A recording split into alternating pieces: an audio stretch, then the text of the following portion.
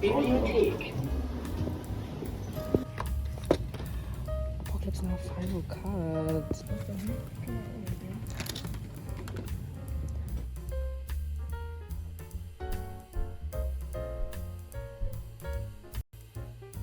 Hello everyone, welcome back to my channel. It is me, Joy Jacket.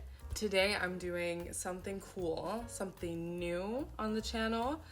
And low-key, I'm new to this lifestyle. So like, this is my new, I don't know if I could consider it a hobby, but I've been living a more low-income lifestyle. And so therefore, and even if I wasn't, this is a good thing to do. I've been frequenting going to my local library, and I got some stuff, so I want to show that off. I got some films, and I got some books as well. So let's get into it. This first one is Selva Almada's Not a River. I'm gonna be honest, I just saw this, and it's a good little snack, like 99 pages, which I love. I don't really know what this is about. I started reading it already. I read like 6 to 8 pages. And from what I can gather, it's about these 3 men who are fishermen, and they go on a journey of self-discovery, I guess, and of each other. Something like that. Again, like, I'm biased. If it's a short book, I'm gonna read it, okay? Thank you. So that's the first one that I got. And then I got, which I'm actually very excited about, I got Jane Austen's Northanger Abbey. I don't know if that's how you say it, but yeah. I got Northanger Abbey by Jane Austen, and this will be my first Jane Austen book. I feel like it's a rite of passage, low-key, like as a young woman. Not saying, you know, putting you in a box, but I would have stumbled into my first Jane Austen book eventually, and, you know, they didn't have Pride and Prejudice. Someone already got to it, so I am excited to see what this is about. Allegedly, I'm saying allegedly because I'm not sure because I haven't read this, but allegedly this is, some people say this is Jane Austen's like funniest, or the book with the funniest, wittiest protagonist. And so, I don't know, we'll see, but I'm excited. I got it now. Okay, let's get into films. I actually got more than that, but I don't feel like talking about all the other ones that I got. I got some other ones as well. Actually, you know what? I'm gonna quickly run through some of them. I just looked at them and said, nah, actually, let's just get into the ones that I am holding over here. So this one, I'm starting off with a movie that I've watched since I've rented it. This is Birth, starring Nicole Kidman, directed by Jonathan Glazer. And I saw this, and when I saw the back of this, I thought this was like, I don't know, I thought this was like a classic, like, Nicole Kidman is stuck in a terrible marriage or something, or like abusive relationship, and she discovers something and it's the birth of something else. I don't know, something like that. That's not necessarily what this film is about. I really like, this is not gonna be a film review. I just really quickly wanted to say I actually really liked this, and it was a weird watching experience because I was like, I'm enjoying this, but also people are barely talking, and you know, what is going on? And then there's like a mini plot twist, I guess. But I enjoyed this. I thought this was really atmospheric, and like, it was a vibe. So this one I liked. Okay, next one, allegedly I struck gold, is Apocalypse Now Final Cut. I've not seen this. Apocalypse Now is one of those movies that like you always hear about, like literally always. Every time there's a movie that looks good, people are like, oh, this shot is giving Apocalypse Now, or I don't know. I don't have any other examples, but I feel like Apocalypse Now that name has been floating around me for a long time, but I've never seen it, and so I'm excited to get into this. I believe it's about war. But I just think this is such a sickening, and I believe this is cover art that is like a still from the movie. That's gaggy, I'm not gonna lie.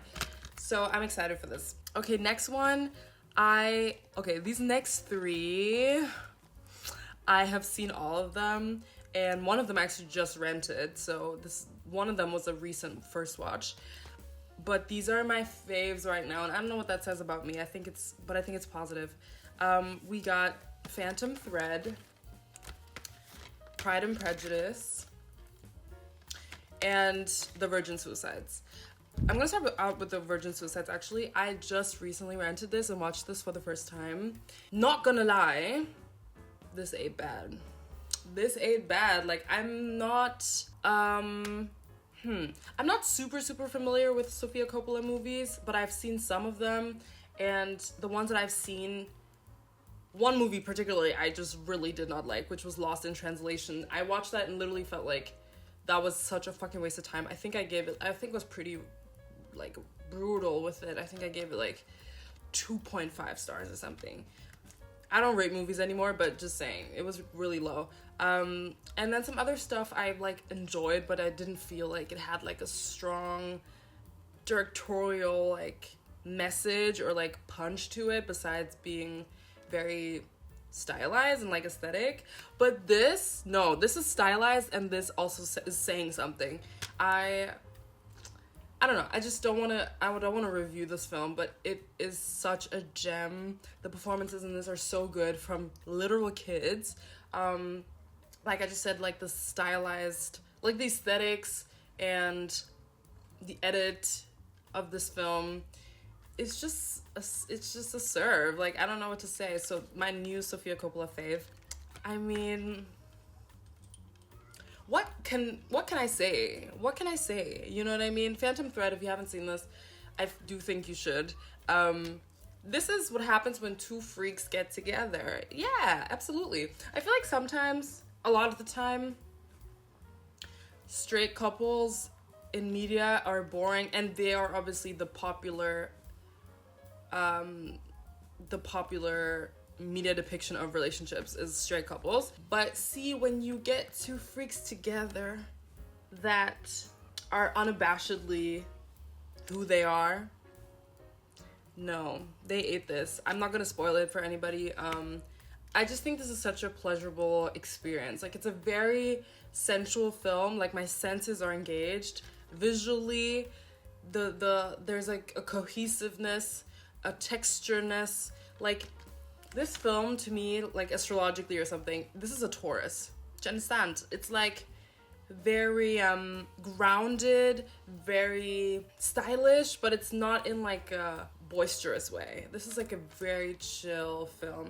And it's also a true ASMR movie. Like, I have a list of movies that are ASMR movies. This is like number 2 on the list. I love like just putting this on and kind of just disappearing into the world of like fabrics and stuff for like an hour. It's amazing. It's amazing. Do I even need to say, mind you can't even really see, but do I even need to say anything? I don't think I do. Pride and Prejudice, I just rewatched this too, but I couldn't help and rent it out again. I don't know when I'm gonna see this, but for right now, I'm holding on to it.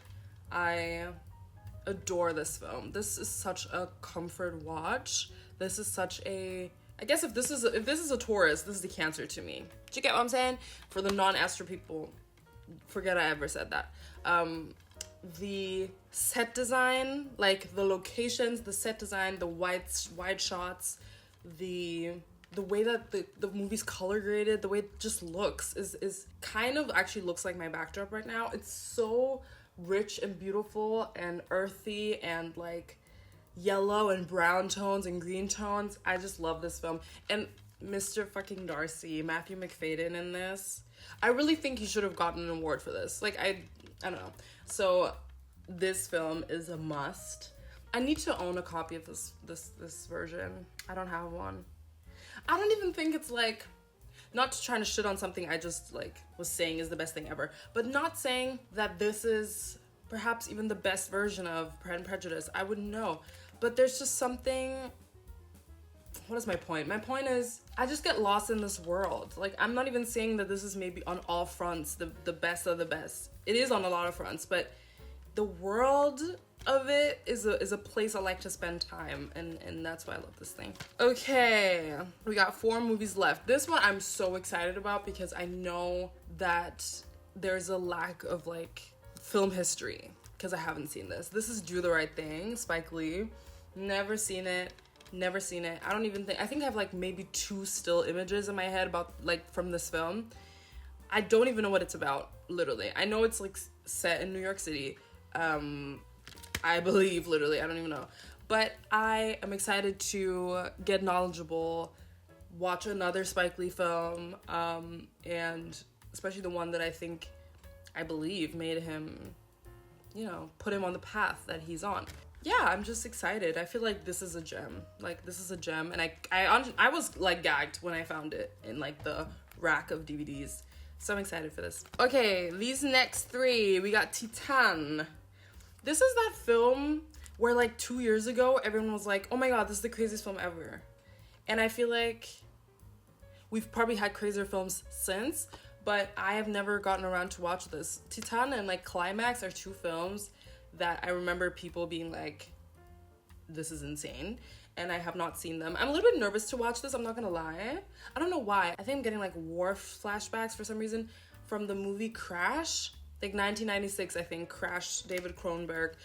That film is good, but it's like a lot for me. Like, I thought it's a very, to me, a challenging watch. And I don't know if this is what it's about, but I'm seeing like sexy imagery and cars. So now I'm just on edge, you know what I mean? But I'll get around to watching this. From the same director that gave us Raw 2015 or 2016, which I liked, like the cannibalism movie. So I'm excited to get into this, although a little bit nervous. Okay, these last two, which one should I present? Okay, we got these two. We'll start with this one. Okay, so Fargo. I've never seen it. It's another like classic, presumably. I'm sure I'm the target audience because it's a good film, and I'm the target audience if it's a good film. I do enjoy the Coen brothers, and this is like a certified hit from them. So I'm excited to get into it, although I don't know what it's about. I know that there's a show called Fargo, which I'm assuming is probably off of the same... maybe not based off the movie, but based off of what this is based off of, if it's like a book or something. Or it's based off, the show's based off the movie, I don't know. Excited, why not? Let's get into it. Okay, and lastly, what I will be talking about is the Beauty and the Beast. This is Beauty and the Beast, the first Beauty and the Beast film, and I think that's pretty exciting, and that's why I got it. I already started this film, and I was about to bite this, but a bunch of people have touched this. I've started this film like 20 minutes. 20 minutes like 3 days ago, and then I just haven't returned because I've been super busy. And I'm not usually one to like interrupt my viewing experience, but I had to, so I will have to get back to this. I have seen stills from like, I don't know, Tumblr of this film, and the first 20 minutes were definitely entertaining. Although the beast does look weird, but that's okay. It's very charming. I mean, it's literally the first, you know what I mean? It's hard being the first, right. So yeah, this is gonna be up next. But yeah, those are the films. I think these are it. Yeah. These are the films that I got, and these are the books that I got. And yeah, thank you so much for watching. I hope everybody has a good day, a good evening, whatever. Yeah, thanks for coming back or being here for the first time. And I'll talk to you later. Bye.